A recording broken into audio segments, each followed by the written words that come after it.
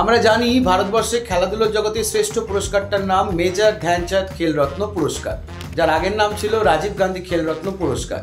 আর ঠিক একই রকমভাবে ওয়ার্ল্ডের পরিপ্রেক্ষিতে যদি বলা হয় সর্বশ্রেষ্ঠ পুরস্কার কোনটা, সেক্ষেত্রে মনে রাখতে হবে Laureus award.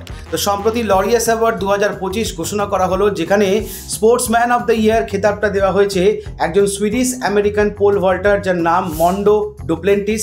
Sports woman of the year খেতাবটা দেওয়া হয়েছে একজন আমেরিকান জিমন্যাস্ট সিমোনা বাইলসকে।